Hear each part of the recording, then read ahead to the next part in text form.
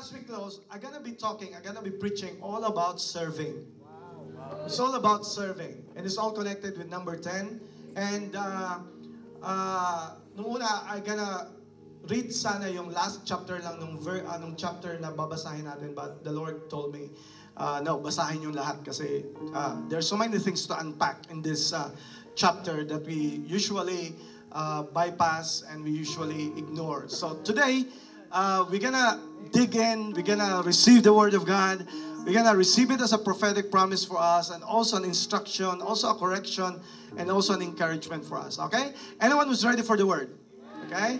Mahaba-haba to, but it's alright. It's okay. At least nakapagbasa ka ng Bible, at least for 1 week, amen? Baka mahalata, amen? So, okay, we're gonna read the Word of God. Okay, where is this? Where's the most important number 10 in the Bible? Malachi chapter 3. Alright? We're gonna read the whole chapter. Is that right? Okay, I hope you fix your eyes on the screen and read it, understanding it, and receiving it as the instructions of God's Word. Okay, here we go. I will send my messenger who will prepare the way before me. Then suddenly, the Lord you are seeking will come to His church or temple. The messenger of the covenant whom you desire. Eh, bakit ako lang nagbabasa pala? Amen? Can we read it together? Together? Amen? Okay, here we go. Can we repeat it? I will send my messenger who will prepare the way before me. Then suddenly the Lord you are seeking will come to His temple. The messenger of the covenant whom you desire will come, says the Lord Almighty. I will send my messenger. The whole chapter, please. The whole chapter. There you go. But who can endure the day of His coming? Who can stand when He appears? For He will be like a refiner's fire or a launderer's soap. He will sit as a refiner and purifier of silver.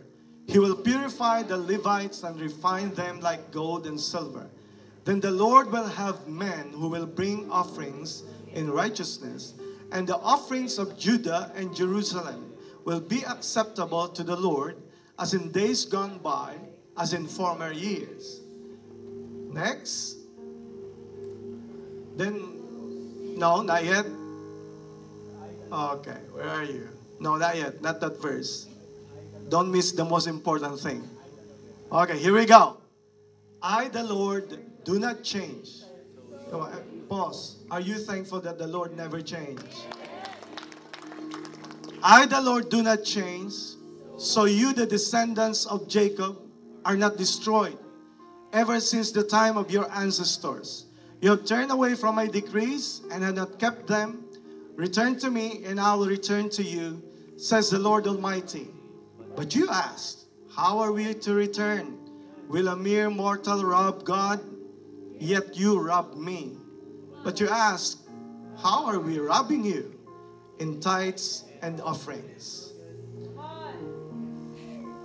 Bring the whole tithe into the storehouse, that there may be food in my house. Test me in this, says the Lord Almighty, and see if I will not throw open the floodgates of heaven and pour out so much blessing that there will not be room enough to store it. Yeah, I will wait. And see if I will not throw open the floodgates of heaven and pour out so much blessing that there will not be room enough to store it. Then those who fear the Lord talked with each other, and the Lord listened and heard. The Lord listened and heard. Okay. A scroll of remembrance was written in His presence concerning those who fear the Lord and honor. Wait a minute. This verse is telling all about God writing your story. It says here, a scroll of remembrance was written in His presence concerning those who feared the Lord and honored His name. On the day when I act, says the Lord Almighty, they will be my treasured possession. I will spare them just as a father has compassion and spare his son who serves him. Now here's the main thing. Here's the main thing. And you will again see the distinction between the righteous and the wicked, between those who serve God and those who do not. Today, anyone thankful for the Word of God for today? Today I'm going to be speaking on the subject, the distinction between those who serve God and those who do not. Father, bless the Word in your name, in Jesus' name, amen and amen. Please be seated. Amen. The distinction between those who serve God and those who do not. Here's one thing that I realize in life. There's a very obvious distinction between those who serve God and those who do not. And there's also what I realize in life is this. To serve God is a privilege. Is there anyone here agreeing with me that to serve God is a privilege? It is not a right. It is a privilege. To serve God is the greatest honor that you can have in your life. I'm always thankful to the Lord. Here's the thing that I've observed lately in our church. Isn't it amazing? I'm so happy and thankful to the Lord that I have learned just recently that all of our volunteers of this church are almost hitting 200, from 150 to 200. Come on, somebody. You got to realize that because that's almost half of the usual attendance in the church. Come on, somebody. And that's amazing and that's rare. That's rare. But here's my prayer starting today. I am not just praying for a 50% people who are serving the Lord. I am praying that in these coming days and these coming years, we will have a 90% people who are serving the Lord in different roles and different capacities. We're gonna reverse the usual thing. Many people are saying that the people who are just serving in the church is 10% and 90% are just attendees. By the grace of God and by the prophetic declaration here, I am praying that the move of the Lord will be so strong starting this month up to the next year that we will see in this house 90% serving the Lord in different platforms and different capacities, and 10% are reserved for all those people who are new and for those people who are VIP. I am already thankful to the Lord right now seeing many people who are serving the Lord. Why? Because it's so glorious and it's so amazing to serve the Lord. The greatest thing that you can do in this life is to serve the Lord. And I'm thankful that today you can serve God in any platform, in any ways, depending on your talent, depending on your treasures, depending on your time, and depending on how you teach other people by the gospel. Here's the thing. Hindi reserve ang pagsiserve kay Lord for a selected few. Serving the Lord is open to everybody. It means that if you have a time, you can serve the Lord. If you have treasures, you can serve the Lord. If you have talents, saan pa ba gagamitin yan? Kundi para kay Lord. And then you can teach people by the gospel, and you can just serve in any capacity that you are in. And I just want to tell you this, serving the Lord is not a position. It is not a title in the church.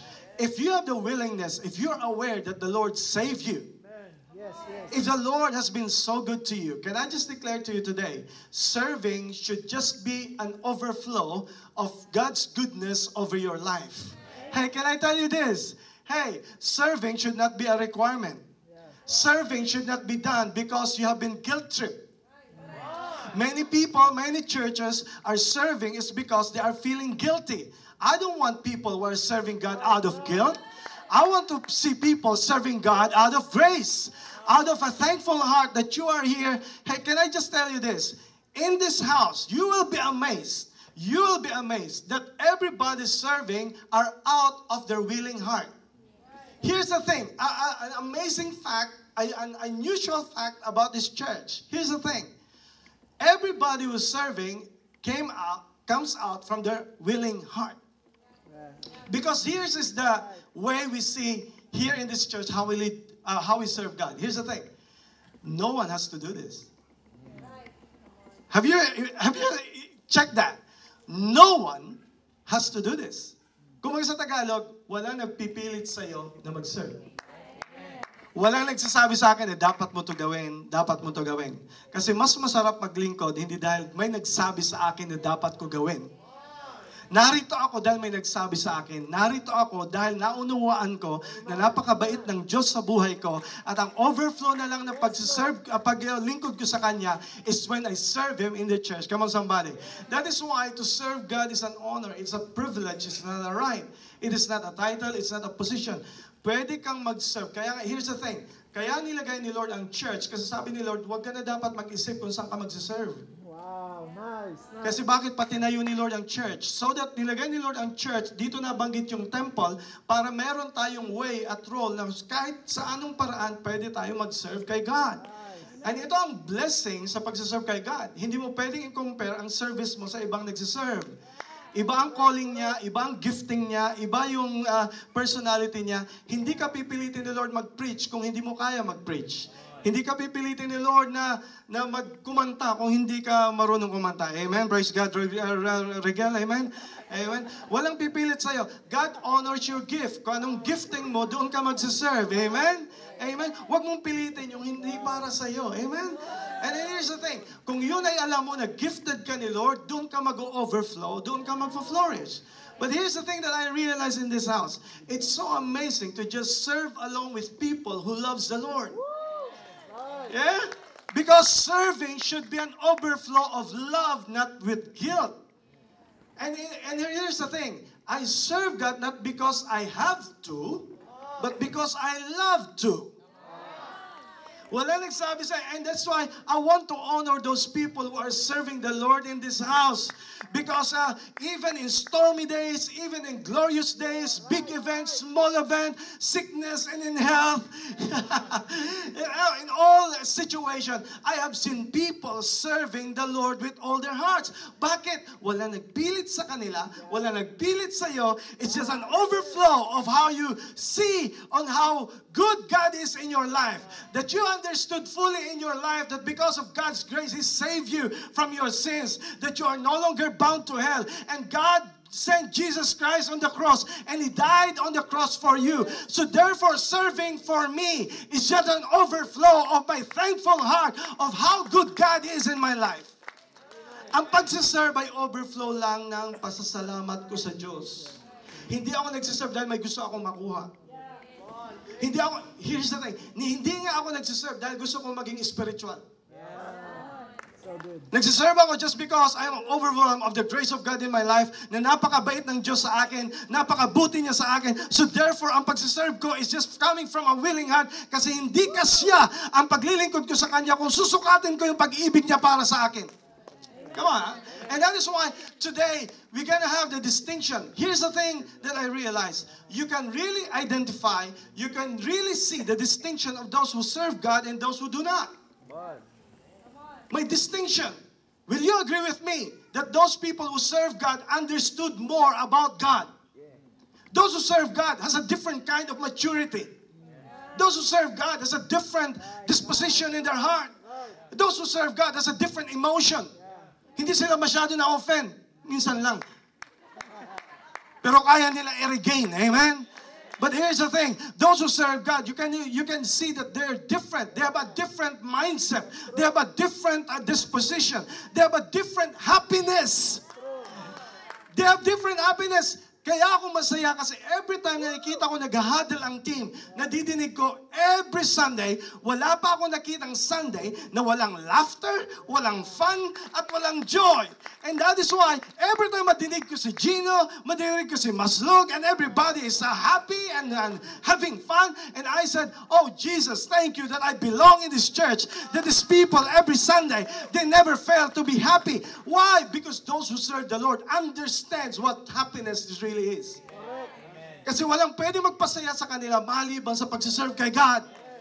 Kaya nga, hindi tayo naglulong ng recognition, hindi tayo naglulong ng title, hindi tayo naglulong na may magpuri sa atin. No, overflow na lang lahat yon. Bonuses na lang yon. But I don't live for the bonuses. I live for the main thing. Just to serve God is an overflow. It's already a great blessing for my life.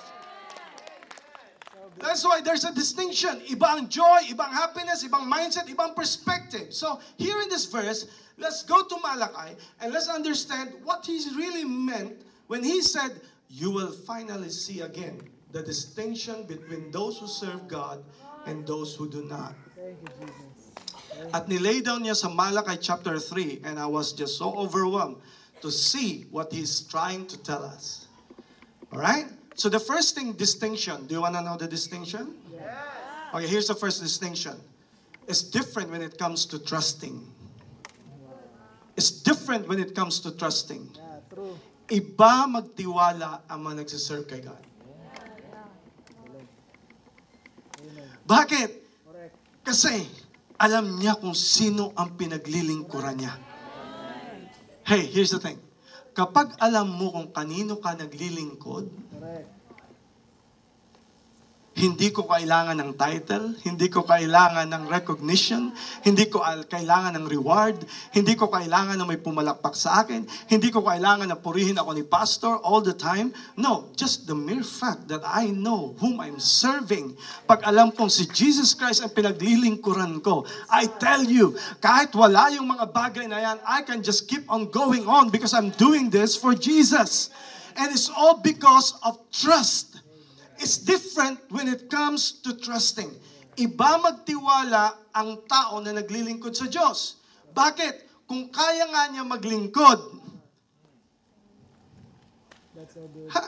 kung minsan, you got to pause for a while kasi ang mga bagay nagiging common pag usual na parang hindi mo napapansin. Yeah. Correct. Pero tingnan mo ito in the outside perspective. Imaginein mo, nagsiserve ka kay God na hindi mo nakikita yung pinaglilingkuran mo. Have it comes to your mind na hanggang ngayon yung pinaglilingkuran natin, hindi pa natin nakikita hanggang ngayon? And it's all by faith. And it's all by faith that I know that what I'm doing pleases the Lord. And I know that I'm doing here is all for the Lord. And it's all because of trust. Pagtiwala sa Kanya. Because what's the point of serving Him and not trusting Him? Can I just tell you today, if you are serving Him, if you are following Him, but you're no longer trusting Him, what you got is religion. Because if you are able to serve Him, then you're able to trust Him. But ito lang ang nakita ko sa buhay ko. Wala pa ako nakita naglingkod sa Diyos na naging talunan sa huli. Lahat na nag-serve kay God, si God, He's a rewarder. He wants to know. He knows how to bless. He knows to change people's lives. He knows how to answer. He promised in His Word that if you have served the Lord in this house, God can do a lot of amazing things in your life. Amen? That's why the first thing, the distinction is different when it comes to trusting. I want you to take note of the verse. Look at the context. I want to show the verse. Here's the verse. I will send my messenger. Dito pa lang, I was so overwhelmed. Sabi ko, palagi ko na itong nababasa, ba't ngayon ko lang napansin? Sabi niya, I will send my messenger. We all talk about trusting, right? Can I just remind you today that serving the Lord is dahil pinagkatiwalaan ka ng Diyos. Hindi yan dahil you are able, you deserve it. Here's the thing, pinagkatiwalaan ka lang ng Diyos. Bago ka pa nagtiwala sa Kanya, siya nang nauna nagtiwala sa iyo. Na kung tutuusin, sino ba naman tayo na pagkatiwalaan tayo ng Diyos? Gobernur nga walang tiwala sa atin. President nga ni hindi tayo kilala. King of Kings pa and Lord of Lords. Alam niya yung kasalanan mo, alam niya yung kamalian mo, pero tinawag ka niya at ikaw ay maglingkod sa Kanya. Can I tell you today na before ka pa nagtiwala sa Kanya, siya nang unang nagtiwala sa iyo. And therefore, if you are serving the Lord today, can I tell you today, the greatest blessing of serving the Lord is knowing that my God trusts me in spite that I am a sinner before Him. And that's why today, sabi niya, I will send my messenger. Sino yun? Ikaw at ako. Huwag ka na magpakalalim pa kung paano mag-serve kay Lord. Because the basic thing na pwede mo paglingkuran si Lord is just to be a messenger. Wow. Amen. Hindi ka hinihingi ni Lord maging pastor, maging preacher. Kung yun ang calling sa'yo, praise God. Welcome to the club. Pero hindi yun ang number one. Sabi ni Lord, kung ikaw, ang number one na tinawag ko sa inyo, maging messenger. Ano sabi ng messenger? Tagadala ng mensahe. Nakakita na kayo ng messenger? Di ba? May nagdala na sa inyo, di ba? May nagdala ng messenger inyo. Ang gagawin ng messenger, hindi niya kayang baguhin yung message. Wow. Hindi dapat niya sabi sa'yo, oy, ang message sa'yo ay something like this, punta ka dito sa ganito. Wala kang karapatan to change the message. And that is why binigyan tayo ng message ni God, the Word of God, at we are not, wala tayong business to change the message. I praise God to this church, and until now, we are not changing the message. We may be changing the methods, but never the message. Amen? And that is why, tinawag ka ni Lord maging messenger. Saan? Sa school mo, sa work mo, sa business mo, sa neighborhood mo, sa pamilya mo. Hindi ka tinawag ni Lord na maging influencer. But if you're influencer, praise God. Pero ang number one calling sa iyo, ang number one na tinawag sa atin, ay maging messenger. Anong messenger? Messenger of good news. Kung sabihin ng good news, good. Huwag kang sumali sa bandwagon ng mga Christians sa puro mali ang pinopoint sa Facebook, mali ang pinopoint sa Instagram, sumasali ka sa mga debate, sumasali ka sa mga maling nangyayari. Come on, what this world need is not another bad news. What this world need is good news. Ano yung good news? Not about me, not about the church. What is the good news? That there's a Savior who came in this world and He died on the cross and He's living for you and He's in the heaven right now who have a big plan for you. So that's why I trust. Sabi niya, I will send my messenger. This is the thing. Try na tayo dito sandali. Kasi itong verse na to will just flip the way you think about how God prepares you. Pansin yung verse. I will send my messenger who will prepare the way before me. Pause for a while. Stigil muna sandali. Kasi all these times na nadidinig natin na message, kaya ka nangyayari ito sa buhay mo dahil hinahanda ka ng Diyos. Tama naman yon, check. Pero ito mas malalim to. Hindi ka lang hinahanda ng Diyos o hindi ka lang may pinaghahandaan ang Diyos para sa iyo, gagamitin ka ng Diyos sa kung anong inihahanda niya para sa iba. Nakuha niyo yon? God is not just preparing you for a greater blessing. He is actually will be using you so that He can prepare for something greater for other people. And here's what I believe today. God has entrusted you the way you are serving right now.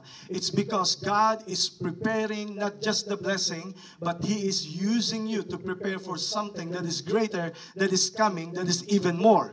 Here's the thing. Alam natin na i-bless ni Lord ang church. Come on somebody. Alam natin na i-bless ni Lord na marami pang taong aabutin. But here's the thing. Ang gagamitin ni Lord ay hindi idea, hindi program. Ang gagamitin niya ay somebody.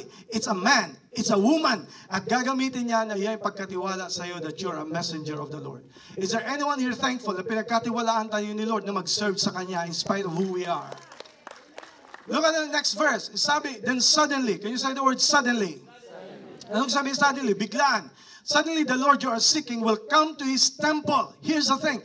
Very specific. Ang sinabi niya, if you want to serve me, He's very specific. The Lord you are seeking will come to His what? Temple. What is a temple? It's a representation in the Old Testament of the church. Of the church. Can I just declare to you today na hindi natin pwede undermine the importance of the church? Because kung tutusin, pwede naman tayo mag-serve kahit saan. Right? Pero bakit pa in-institute ni Lord ang church kung hindi yun ang maging daluyan para mag-serve ka kay God? What is the purpose of the church? Bakit tinawag ang 10:30 o ang mga date o ang mga time ng mga buong church sa buong mundo? Bakit ang tawag doon ay church? Come on. Anong tawag ulit? Ano ulit? Church what? Service. Nagtanong ba kayo bakit tinawag yun na service? Bakit tinawag nga ba? Bakit all over the world ang tawag church service 10:30, 12, 2 p.m. Kahit ano-anong iba-ibang denomination, lahat nagkakaisa sa mindset that this is church service. So you're gonna be asking, bakit service? Dahil ba paglilingkuran ka? O ikaw ang maglilingkod? What if we flip our mind na ang church service pala ay hindi ako ang paglilingkuran, kundi I will be a part of something what God is doing so that I can serve God through the people. And I just praise the Lord that in this house, you are here not because you are here to be served, but you are here because you want to serve. And you are not here to observe. Take out the OB and that will remain is the serve. You are not here to serve, you are here to serve. And what a glorious thing that we can serve the Lord in this house. Come on, are you happy and are you thankful that you can serve the Lord in this house? Amen? So, the distinction is, ang number thing is, iba magtiwala yung nagsiserve kay God. I don't know about you. Kasi kapag naglingkod ka kay Lord, iba ang level ng tiwala mo kay Lord. Do you? May kakaiba kang confidence. May kakaiba kang tiwala. Na kahit maranasan mo na yung mga grabing pagsubok, nagpapatuloy ka pa rin kasi may kakaibang level magtiwala ang nagsiserve kay God. Amen? Now, you can ask me, bakit nagsiserve ka kay Lord? Simple lang. Number one, because God saved me. Yeah, correct. To be saved by God is a gift. To serve God is my gift to Him. So good. Yeah? Wala dito nagsiserve para ma-save. I am saved by God and therefore it's a gift from God. But to serve Him, it's my gift for Him. Ang regalo, para ma-identify na regalo, kailangan hindi pilit. Ang paniwala ko is this, masarap kumilos pag nagpagalaw sa'yo ang Holy Spirit. Hindi holy pilit. Wow. Correct. Holy Spirit, hindi holy pilit. Hindi ka narito dahil napilitan ka lang mag-church. Hindi ka narito dahil napilitan ka lang mag-set up. Hindi ka narito dahil napilitan ka lang mag-lead. Hindi ka narito napilitan lang na magkumanta. Hindi ka narito napilitan ka lang na ikaw ay mag-bless. Now, nandito ka dahil ang nag-move sa iyo ang Holy Spirit. At pag alam mo ang power ng Holy Spirit ang nag-move sa iyo, just to serve Him is already a blessing. Come on, somebody. Amen? So it's different. It's different when it comes to trusting. Pagdating sa tiwala, iba magtiwala ang nagsiserve kay God. Kasi kung kaya ko nga magtiwala, kaya ko nga mag-serve, paano pa kayong tiwala? Kasi mahirap mag-serve kung wala kang tiwala sa pinaglilingkuran mo. That's true. That's true. May tiwala ka pa sa Diyos na tinawag ka niya na siya magpo-provide para sa iyo? Isipin mo nagsiserve ka pero wala kang tiwala doon sa pinaglilingkuran mo? That's crazy. And that is why there's a distinction when you are serving the Lord. Ang distinction is this. Ang nagsiserve kay God, here's the thing. Marami dito sa atin nagpe-praise tayo kay God, right? Tumatas tayo ng kamay. Pero di mo alam pinagdadaanan yan.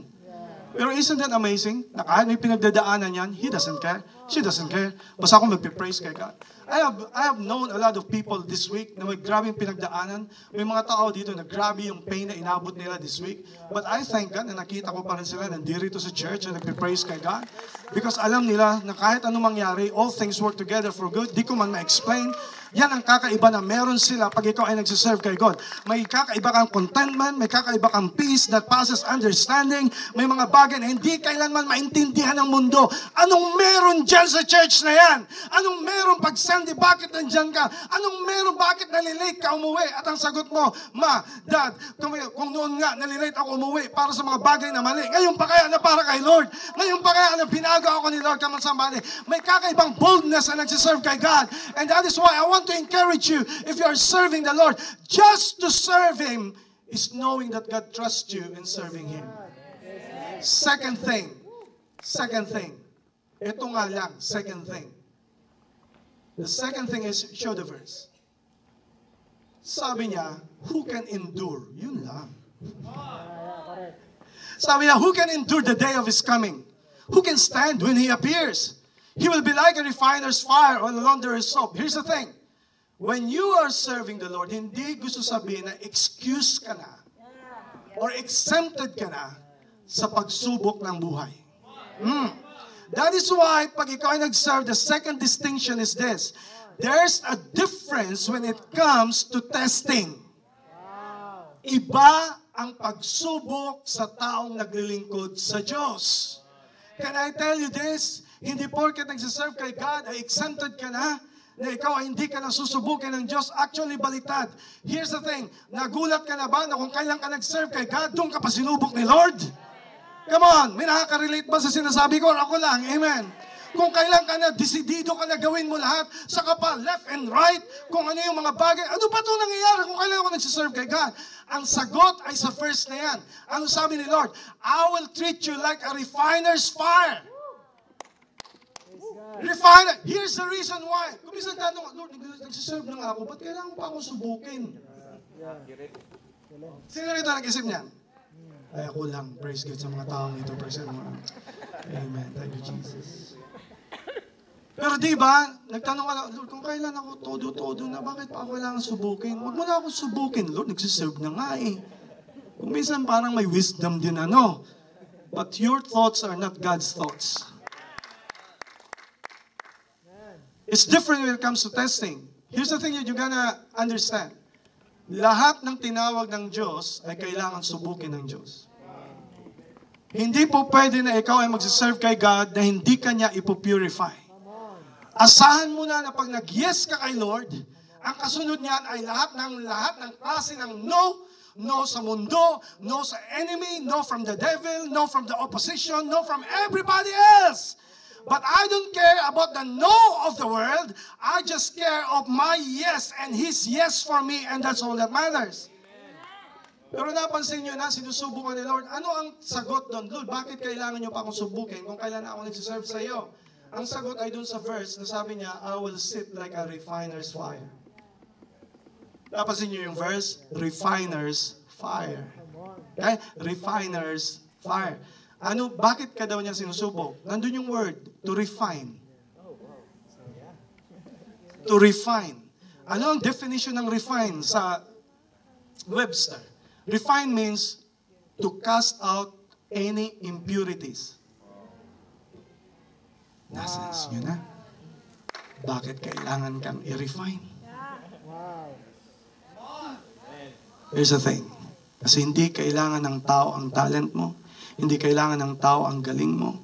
Hindi kailangan ng tao ang ideas mo. Hindi kailangan ng tao ang pagiging magaling mo, sikat mo. Hindi kailangan ang number one kailangan ng tao ay ang holiness mo. Kasi kung walang holiness, walang purity, kahit ano pa ang gagawin mo, it will have no effect. It's because alam ni Lord na hindi mo yung ginagawa for Him. Ginagawa mo yan for your own benefit and for your own agenda. So therefore, sabi ni Lord, sige nga, subukan ko nga kung magsiserve ka pa rin. And that is why, welcome to the club. Kung kailan ka nag-serve kay God, dumating ang grabing pagsubok, hindi para sirain ka ng Diyos, kundi para i-refine ka niya, para alisin ni Lord ang impurities.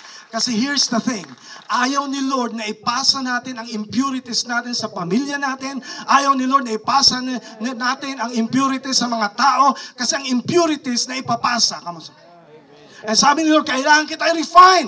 Because it's not about position. It's not about the title. It's not about all these things. It's not about the influence. It's not about the popularity. It's not about your pedestal. It's not about the way people look at you. It's all about of your connection with me and how you serve me. So therefore, if you said yes to me, I'm gonna purify you. So therefore, ladies and gentlemen, all the people that serve the Lord has been purified by the Lord, has been refined by the Lord. It's because before God can use you, He got to refine you first. Amen. Pero praise God, isipin mo, Lord, buti pinagkatiwalaan niya ako, may time kayo na i-refine ako. Sino ako na pag-aksayahan niyo ng panahon? Basahin niyo ulit ang verse kasi nandoon ang comfort, nandoon ang encouragement. Napansin niyo yung verse? He will sit. Kasi ang naglagay ng silver or gold sa, what do you call it? Sa cauldron of fire. Nakaupo siya, tinitingnan niya. Don't miss this because this will help you. Nakaupo siya. Bakit siya nakaupo? Tinitingnan niya. Kasi alam niya kung kailan mauupos ka na. Alam niya kung hindi mo na kaya. Alam ni Lord kung hanggang saan ka lang. At di ka niya hayaan na matunaw. Kaya nakatingin siya, di na kaya. Sa kanya kukunin kasi alam niya, refine ka na. Can I tell you today, there has no temptation taken you, but such is common to man. He knows your limit. He knows your borderline. At alam ni Lord kung kailan pasuko ka na, si Lord na magsasabi sa'yo, okay, that's good, that's enough. And that's why He's telling you this. Kung si Lord ay parang refiner's fire, He's refining you of your impurities. He's refining you of your sins. He's refining you of all wrong agendas in your life. Because what God asking for us is a holy service to the Lord. When I say holy, I'm not saying perfect. What I'm I'm saying is an all-out to heart honesty to the Lord na kahit may struggle ka, kahit may pinagdadaanan ka, ang dependence mo ay hindi sa righteousness mo, ang dependence mo ay yung ginawa ni Lord sa cross, and He's the only one who can make me holy. So therefore, kahit ako'y makasalanan, hindi ako karapat-dapat, but tinawag ako ng Diyos na mag-serve. What an honor and privilege na mag-serve ako kay Lord. That's why iba pagdating sa testing. Pero itong natagpuan ko sa lahat na nagsiserve kay God, may kakaibang maturity ang isang tao na nagsiserve kay God sa taong hindi. Pag ang isang tao malinaw sa kanya nagsiserve siya para kay God, hindi na kailangan na palakpakan ako ng tao. Yung ba magtatampo ka, pambihira, sipag-sipag ko nga eh. Ang bait-bait ko na nga eh. Hindi man lang ako binigyan ng reward ni pastor. Teka muna. Kung ganun, di ako ang pinaglilingkuran mo. Kung na-offend ka dahil hindi kita pinansin, it just shows na ang pinaglilingkuran mo ay ang Savior ng pangalan niya ay makasalanan na si John Fundano. Hindi ka narito para paglingkuran ako. Narito ka dahil paglilingkuran mo ang Panginoong Hesus. Come on. At marunong siya mag-reward. Here's the thing. Tandaan nyo tong tip na to. Pag ikaw ang nag-expect ng reward sa tao, mawawala ang reward mo na galing sa Diyos. Kasi in-expect mo na ako, dapat ganito. Kaya pag hindi ka ganito, nagtatampo ka. Come on. In this house, this is what I realized. Ang tunay na nagsiserve kay God, wala nang tampo-tampo, wala nang offend-offend when it comes to serving the Lord. Bakit nagsiserve ka? Hindi para sa tao. Nagsiserve ka para kay Lord. Everything that we do here is because of Jesus Christ. No one else, nothing else, no other reason but His name, Jesus. Kaya pagdating sa testing, tanggap mo. And I just pray today, with the power of the Holy Spirit, you may laugh at this, but I'm really serious in praying of this. Lord, I pray na lahat ng di rito nakaranas ng grabing pagsubok sa buhay. Lord, alisin niyo po ang holy tampo. Come on. Grabe, ngayon ko lang nadinig yun ah. Holy tampo? What do I mean holy tampo? Ganito yan. Lord, nag-serve naman ako sa iyo ah. But hanggang ngayon, hirap na hirap pa rin ako. Na para bang obligated ang Diyos na kaya ka nag-serve para i-bless ka. Lord, bakit nagbigay naman ako? Bakit wala namang sukli eh? Bakit ako nag-sacrifice pag Sunday? Bakit? Grabe naman inabot kong pagsubok. Inalipusta pa ako, inaway pa ako. Lord, ganito ba? So meron kang holy tampo. Pero napansin nyo, nung hindi ka pa save, wala ka naman yan. Di ba? Wala ka naman yan. Nung natanggal ka sa trabaho, nung hindi ka pa Christian, hindi mo sinisi ang Diyos. Anong ginawa mo noon? Wala, palpak talagang bus namin. Ganun ka lang. Walang kwenta talaga ito. Pero never na pumasok sa isip mo na ang sisihin mo ay Diyos. Bakit kung kailan ka pa naging Christian, lalo ka naging sensitive na para bang lahat ng nangyayari sa iyo ay kagagawa ng Diyos? Na para bang pag hindi ito nangyari, Lord, bakit ka naman ganyan? Bakit ganito? Lord, kung kailan ako Christian, kung kailan ako nagde-devotion na, kung kailan ako nagba-Bible na, kung kailan ako nagsiserve na, bakit? Kailan ba sinabi ni Lord na kaya ka nagsiserve ay para i-bless ka ni Lord? Wala nga sa Bible yon. Kaya ka nagsiserve kay God is because of relationship. Parang mag-asawa lang yan. Na kaya mo minamahal ang asawa mo, pinaglilingkuran mo siya dahil overflow ng love mo. Hindi ako nagtitimpla ng kape every day, every morning para sabihin na, uy, Dab, sana mahalin mo ako today, ha? No! Overflow yon. Kahit hindi niya ako sabihan, I will do it is because I love her and overflow ng pag-ibig ko para sa kanya. And sino rito mag-agree sa akin na may mga bad times din ang relationship? Right? Pero hindi ko sasabihin na, pambihira, ayawan na to, ayawan na. No, hindi relationship yon. Right? And that is why here is the thing. Kung ikaw ay nagsiserve kay God at hindi mo nakuha yung ina-expect mo at umayaw ka, it just shows ganun kababaw ang pagsiserve mo kay God na hindi based on relationship. Can I declare today, if you are here, you want to serve the Lord, I declare that you will serve Him out of love, out of thankfulness, out of gratitude of what He has done in your life. Kahit may pagsubok na dumating, hindi hindi ka mag-question kay Lord. Ang totoo, hindi tayo deserving of all the blessings na pinagkaloob niya sa atin. Lahat ng itong meron tayo ngayon ay overflow. Kaya nga, warning lang, warning shot. Huwag masyadong ma-overwhelm ng mga susunod na blessing para sa iyo. Kasi paano kung hindi dumating? Paano kung ma-delay? Magpapatuloy ka pa rin ba? Man? That's why today, come on, iba ang testing. Here's the key. I-refine ka ni Lord.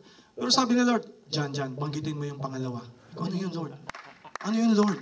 Kasi hindi yan pinapansin. Sabihin mo, okay, yes, Lord. Susunod lang ako sa'yo. So, wala napansin. Sabi sa verse, He will be like a refiner's fire and a launderer's soap. May sabon na pala nun. Na panlaba. Lahat naman naglalaba, pumalakpak. Come on. Tingnan mo yung katabi mo kung hindi naglalaba. Lalo kapag lalaki, come on, sambale. Mga men na naglalaba, come on, pwede bang i-celebrate natin ang pinaka-holy na ginagawa mo in your life? Come on, sambale. Huwag mong ikahiya yan. Yan ay pinaka-good privilege. Come on, sambale, man. Come on, man. Pero ano, sabi ng word, launderer's soap. I wonder anong klase kayang sabon ang ginagamit ni Lord? Rinse, surf. Ladies and gentlemen, ang pastor niyo po naglalaba din. And I'm proud of it. Hindi ko yan kinakahiya. Kasi just to be a help to your wife is already a blessing. Ako nagpapalaba sa kanya kasi ayokong bigyan pa siya ng kabigatan. Sana. Huwag niyo pong i-compare ang asawa niyo sa akin, okay? You are still blessed kahit pa yan. Huwag ka mag-alala. Pagkatapos itong service, luluhod yan dito at sasabi, Lord, maglalaba na ako at simula bukas. Amen. Pero anong sabi ng verse? Kasi it's good to understand. Launderer's soap. Bakit ba nilalaban ng damit? Come on. Para? Either naglalaba ka ng by hand or either washing machine, kailangan simulan mo, pagpatuloy mo, tapusin mo hanggat mabanlawan. Complete the cycle. Complete the cycle. Maraming Christian ang disappointed sa buhay kasi gusto madaliin ang paglaba.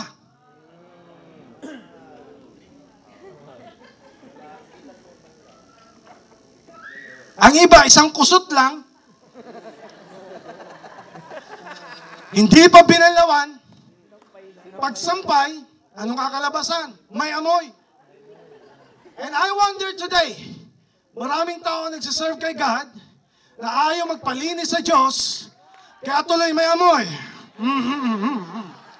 What I'm saying is this, kaya ka nire-refine ni Lord, kaya ka nilalaban ni Lord para malinis ka sa iyong kasalanan. And can I declare to you today, wala ni isa man dito ang nagmamalinis. Hindi ako nagmamalinis, kundi ako ay nilinis lang ng Diyos. At kung ako ay nagsiserve kay God, huwag mo akong sisihin dahil ako ay isang basahan lang, ako ay isang tela lang, o ako isang cloth lang na marumi. Kung question mo ang mga tao na nagsiserve kay God dahil sila ay marumi, huwag niyong questionin yung damit na marumi. Question niyo yung naglaba. Wow. Di yung nagets yun, di yung na-miss yun. Malalim yun. Kapag may nag-question sa'yo, bakit ka nagsiserve kay God, kahit ang past mo mali, kahit ikaw ay makasalanan, ang buhay mo ganito. Can I tell you this? Huwag mong sisihin yung maruming damit. Ang sisihin mo yung naglaba. Sino ba naglaba? Sino ba naglinis sa akin? Walang iba kundi ang Panginoong Hesus. Siya lamang ang may karapatan na mag-question sa akin. Pero kung nilinis ako ng Panginoon, I don't care what people say. I will just go on and serving the Lord because I am here because of the grace of God. And I'm here because He's the one who cleansed me. Amen? It's different when it comes to testing. Paano yan? Tinugtugan na ako, praise God. Di ko pa nababanggit yung pinakamahalaga. It's different when it comes to trusting, iba pagdating sa pagtiwala. It's different when it comes to testing, iba sa pagsubok. Itong kasunod. Basahin na lang natin, okay? Kasi baka may, okay, here's a verse. Okay, there you go. I, the Lord, do not change, so you. The descendants of Jacob are not destroyed, ever since the time of your ancestors. Come on, follow me now. You have turned away from my decrees and have kept them returned to me, and I will return to you, says the Lord Almighty. But you ask, how are we to return? Will a mere mortal rob God? Yet you rob me. But you ask, huh? How are we robbing you, Lord? Sabi ni Lord, ang linis, oh. In tithes and offering. Nagseryoso na lahat, praise God. Amen. It's different when it comes to trusting. It's different when it comes to testing. Number 3, this is different when it comes to tithing. It's different when it comes to tithing. It's different when it comes to tithing. Iba sa pagbibigay. If you are until now declaring great things to happen in your life, but you are not following Him in tithes and offerings, you are failing it.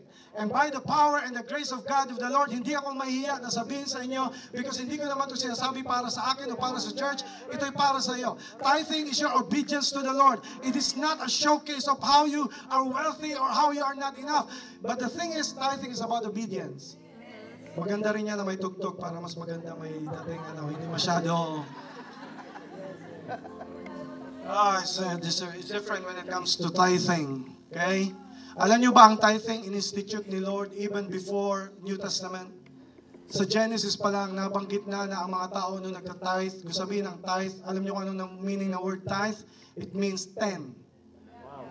So the most important 10 that can change your life is tithing.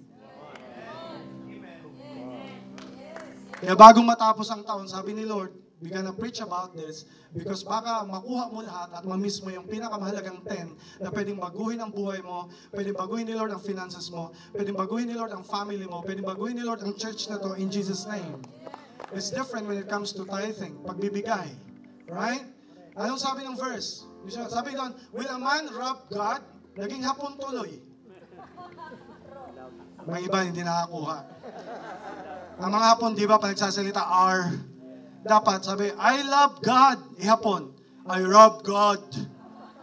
Hindi nakuha ang iba, sorry. Pasensya na. So, masyadong spiritual lang yung marami. But here's the thing. Sabi niya, saan mo ako ni-rob? Saan mo ako? And by the way, hindi niya sinabing nakaw. Do you agree na iba ang rob sa steal? Bakit binanggit ni Lord ang rob? But hindi steal. Ang steal kasi, snatch or kupit or kuha. Ang rob, hindi. Nakita na kayo ng mga bank robbers? Wala namang bank robbers sa pumunta doon at ang bank robbers, violent. So ang sabi ni Lord, ganito ang ginagawa mo pag you're not doing this. You're robbing the potential in your life. You're robbing the things that I can do for you. You're robbing the possibilities of how I can prosper you. You're robbing everything that I have planned for you. Kahit pa pinangakuan kita ng Jeremiah 29:11 where I said, I will prosper you, but if you don't follow the pattern on how I will prosper you, you're missing it. You cannot just stand there and expect, Lord, i-bless niyo ako. Pagpalain niyo ako, Lord. Bigyan niyo ako ng 10 million. Sabi ni Lord, ibigay mo muna yung 100 dyan sa'yo. Kasi kung hindi mo kaya ibigay yan, paano ako magtitiwala sa iyo na pag binigyan kita ng 10 million, 100 nga lang, hindi mo kayang ibigay. This is all about trust. This is all about test. Anong sabi ng verse? Dito na tayo mag-altar call para diretso na. Amen? Amen. Anong sabi ng verse? Show the verse. Anong word? Come on, what's the first word? Anong first word? Bring. Anong sabihin sa Tagalog ng bring? Dalhin. Dalhin. The whole, hindi some of it. Hindi portion of it. Because do you want to understand the power of the 10? Here's the word about the number 10. Ang 10 kasi pag binigay mo kay Lord, yun talaga ay hindi bigay. Balik. sabihin, yun ay pasasalamat mo kay Lord kasi here's the thing. Kaya hindi binibless ni Lord ang 90% na natira sa'yo kasi kinikip mo yung 10%. Pero once na ibitawan mo ang 10%, ibibless na yung the remaining 90% and He can multiply it more than you can imagine in your life. And sabi niya, bring the whole tithe. Hindi konti, hindi 90, hindi 50. Whole, buo, into the storehouse. Anong storehouse? Sabi niya that there may be food in my house. Sabi ng my house, sa aking tahanan. Saan ang tahanan niya? Sa church. At ito lang ang verse na ang sabi niya, test me in this, says the Lord Almighty. Ito lang ang pangako ng Diyos na nagsabi siya, subukan mo ako. Sa number 2 point, siyang sumusubok sa atin. Pero dito sa tithing, sabi niya, ako subukin niyo. Subukin niyo ako. Put me in a refiner's fire. Kayo mag-try sa akin. And ang sabi niya, test me in this. If I will not just bless you more than you can comprehend. And here's the reality that you need to understand. Bakit tayo hindi binibless? Here's the thing. Kasi ang mindset natin, kaya tayo nagbibigay para may balik sa atin. Hindi giving yon. Investment yon. Na may nilagay ka, may balik. Eh what if kung hindi niya ibalik? Pero imposible na walang balik. Kasi ang tinitignan mo lang na balik ay,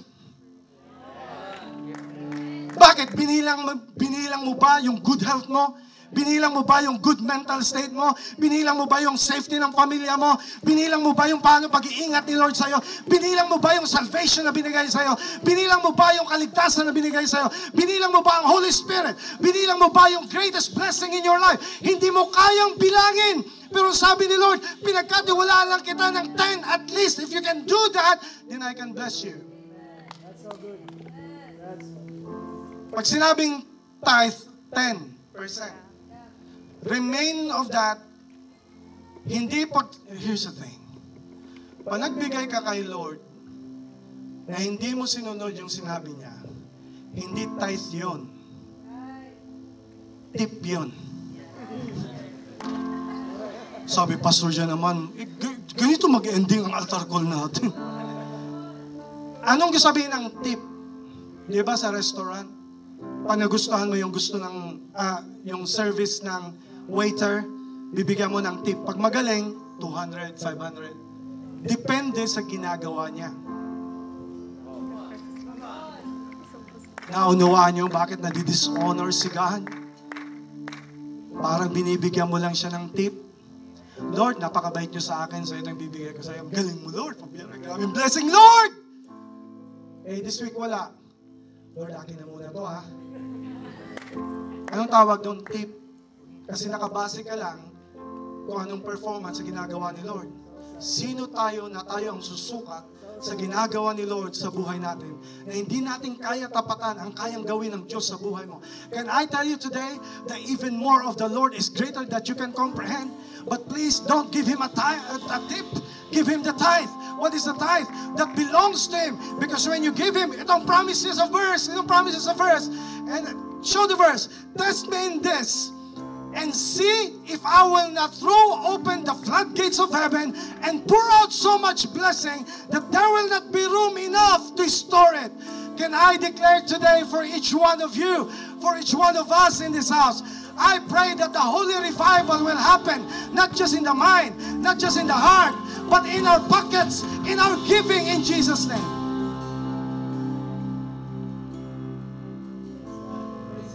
Lord, I always say this, Lord, and here's the thing, bakit distinct ang mga nagsiserve kay God? Here's the thing. Kasi Lord, ang pagsiserve ko sa inyo ay hindi convertible sa pera. Hindi ko iisipin na, Lord, nagsiserve naman ako, Lord. Kaya yung tithes, libre na lang, Lord, ha? Naunawaan nyo naman, Lord. No. Kung anong tinanim, yun ang aanihin. Nagtinim ka ng kabutihan, susuklihan ka ng kabutihan. Nagtanim ka ng energy, ang babalik sa'yo energy. Aanihin mo energy. Pero hanggang ngayon, nagtataka ka bakit walang-wala. It's because there's something missing. And I'm saying this with all the love. I don't want to guilt trip you. I'm believing starting this month, starting December. I will not wait for January because I'm believing. Here's the thing do you want to know what I believe? What I believe is this. Ang gagamitin ng Diyos para itayo ang property, ang gagamitin ng Diyos para i-bless ang church na to, hindi foreigners. I am believing that God will bless each one of us, mga Pilipino, pagkakatiwalaan ka ni Lord ng work that you can never imagine. Is there someone here believing that God is about to unleash something in you? That when you lift your hands, kasama dyan yung giving, kasama dyan yung returning what's for the Lord. And today, if you have not done it for the past months and past years, God is saying to you, it's okay, let's start again. Hindi kita sisingilin dahil wala kang utang sa akin. Hindi naniwala si Lord of that. What He's saying is this, can you start again? Can we create a new story? Can we create a new story? Can we create a new chapter of your life? That this time, hindi ka na forever na palagi kang always on the brink of despair of everything that's happening in your life. Sabi ni Lord, can we start again? Can we start again? Can we start again? Here's the thing, trusting is about the mind. Testing is about the heart. Tithing is about your hand. If you are really willing to serve Him, even when it comes. And I just declare by the power of Jesus, here's the thing, I'm imagining that one of these days, I can see all of you being flourished by the Lord, prospered by the Lord. I declare. 2 Sundays ago, may nagbigay dito na hindi ko makalimutan. It is not gonna end. Dahil yung tithe box natin ay tight talaga, tight. Maliit yung lagayan. May nagbigay, almost ganito kakapal. Pagpasok niya, hindi na maipasok. Sino nakapansin noon last 2 Sundays ago? So sabi ko sa leaders, starting ASAP, lakihan ang envelope, lakihan ang butas so that marami ang makapagbigay. Here's the thing, kasi naniniwala ako of this, kung malaki ang ibibless ni Lord, kailangan lakihan natin ang capacity in Jesus' name. Habang nakita ko yon, here's what I'm looking at you, here's what I'm believing for you. Time will come na ikaw na mismo ang maglalagay at gagamitin ka ng Diyos to prosper this church, to bless this church. Everybody will having fun and giving, and it's coming out of serving the Lord. That's why today, this is my prayer in this altar call. Lord, change my mind. Lord, change my heart. Lord, change my hand. Lord, use me for your honor and glory. I want to serve you in everything that I can. If that's you, can you just stand up and just commit to the Lord? And just give Him the best that you can for Jesus. I trust in God. You trust in Him. My Savior, the one. Yes. Who will never fail. Yes, Lord. He will never fail. Yes, Lord. I trust in God. My Savior.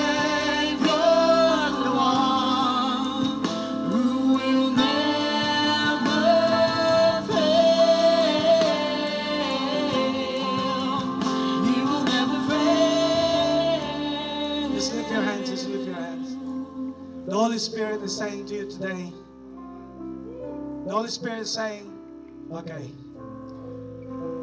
I will allow you, I will create a new slate, a new start. I forgive, I let go what happened to you, what you have done for the past days, months. God is just saying, today is just the day. Let's make a new chapter. Let's make a new story. Today is where you're gonna create a story of where you're gonna trust God, of where you're gonna depend on God when you are being tested. And you are gonna create a new story of overflow in your life. You will create a new story about your finances, about your trust in the Lord.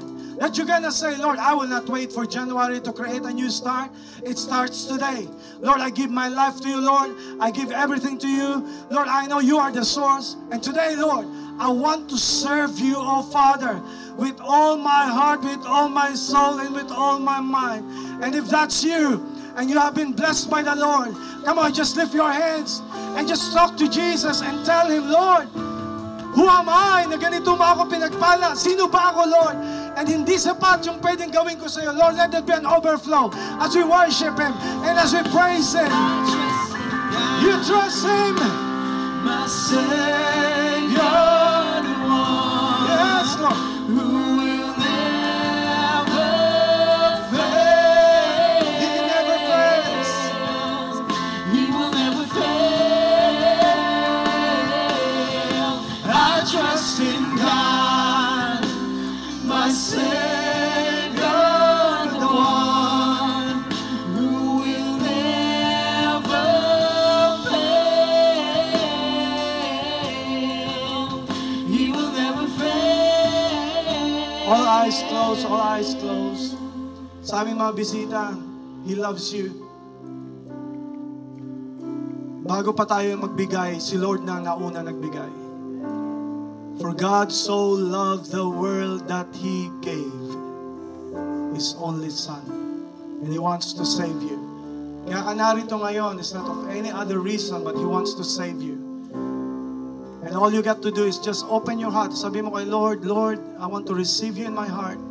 Tinatanggap kita sa aking puso. If that's you, He can save you, He can forgive you, He can give you a new life. Sa aking mga bisita, habang nakayo ko nakapikit, if that's you na you want to receive Jesus Christ, pwede po bang pakitaas ang kamay so that I know that I can pray for you? 1, 2, praise Jesus.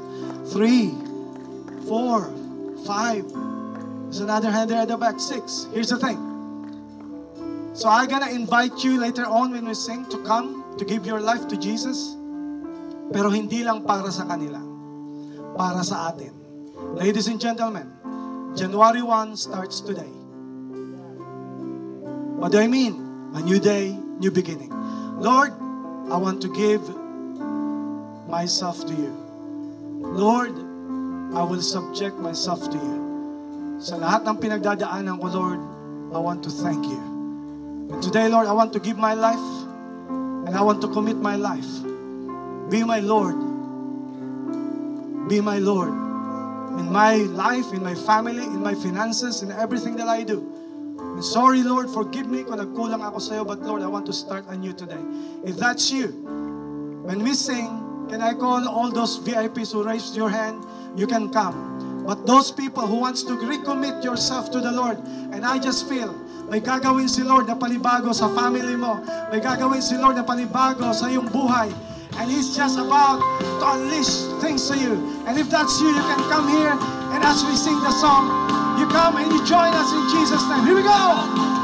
I sought the Lord, and He heard, and He answered. I sought the Lord, and He heard, and He answered. I sought the Lord, and He heard, and He answered. That's why I trust Him.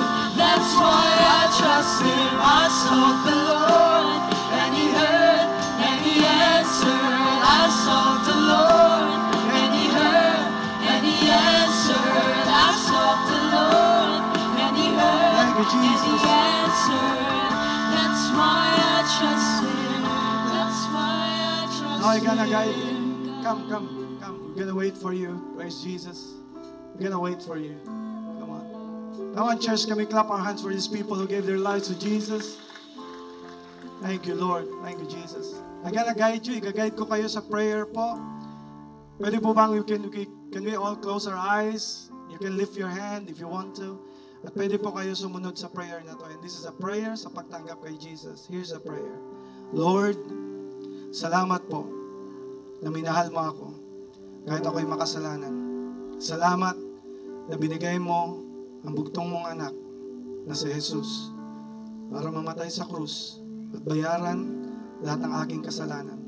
Sa araw na to, binubuksan ko ang aking puso at tinatanggap kita bilang aking Panginoon at tagapagligtas. Maraming salamat sa bagong buhay, kaligtasan, bagong simula. Sa pangalan ni Jesus. Amen. Amen. Come on, church. Can we clap our hands for Jesus today? For all the people